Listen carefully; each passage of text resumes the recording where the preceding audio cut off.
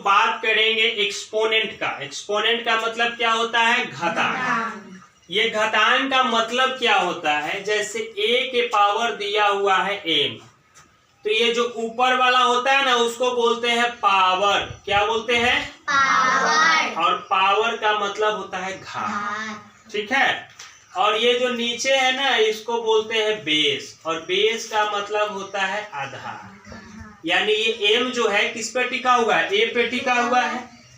अब ये a के पावर m का मतलब हुआ कि जैसे 2 के पावर 3 दे दिया। इसका क्या मतलब है कि यहाँ पर पावर कितना है? 3, और बेस कितना है यहाँ पे?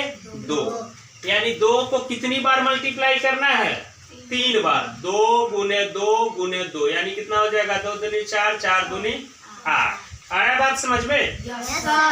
अब इसी में हम लोग को देखना है कि a के पावर m गुने a के पावर n, यानी जब बेस समान हो तो पावर क्या हो जाता है? जुट जाता है। कहने का मतलब हो जाएगा a के पावर m प्लस में n। समझ में आ रहा है?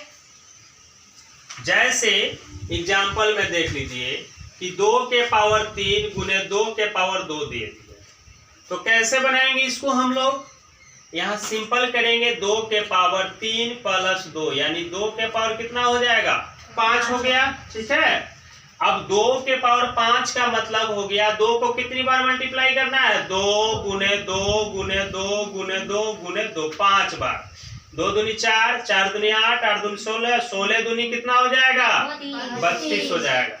आ रहा बात समझ में? yes, अगर जो क्वेश्चन दे दिया जाए यहाँ इस तरह से टॉपिक हो a के पावर m भागा a के पावर n, अगर जो बेस एक समान हो और पावर अलग हो तो क्या हो जाता है? a के पावर m माइनस n। समझ में आ रहा है ना? क्या आ जाएगा? a के पावर m माइनस n। अब इसको देख लीजिए इस तरह का एग्जांपल क्या करेगा। जैसे 2 के पावर 3 भागा 2 के पावर 2, अब इसका क्या वैल्यू हो जाएगा? 2 के पावर 3 माइनस 2 यानी 2 के पावर क्या हो जाएगा? 1, यानी 2 एकम 2। आ रहा है बात समझ में? yes, sir। अगर जो इस तरह से क्वेश्चन दे दिया जाए कि a के पावर क्या है? b बटा, यहाँ पे दे दिया जाए b के पावर भी बटा में b दे दिया जाए, या इस तरह से इसको समझ सकते हैं हम लोग कि a के पावर m बटा b के पावर m, तो हम लोग क्या लिख सकते हैं? a बटा b, और दोनों के पावर में क्या होगा? m होगा। जैसे कहने का मतलब एग्जाम्पल देख लीजिएगा कि 2 के पावर 3 भागा 3 के पावर 3 रहे, तो क्या कर सकते हैं? 2 बटा 3 के पावर यहाँ 3 रख सकते हैं। रख सकते हैं कि नहीं रख सकते हैं? yes, sir। बिल्कुल रख सकते हैं। तो यहाँ क्या बन जाएगा? 2 को 3 बार क्या करना है? मल्टीप्लाई करना है, और 3 को कितनी बार करना है? 3 बार। कितना हो जाएगा? 2 दूनी 4 दूनी 8, इधर क्या हो जाएगा? 27। आ रहा है बात समझ में? yes, sir। आ रहा है कि नहीं आ रहा है? अगर एक चीज और दे दिया जाए कि किसी के पावर में 0 हो, क्या हो? किसी के पावर में 0 हो, तो क्या करेंगे? उसका वैल्यू होता है 1। क्या होता है?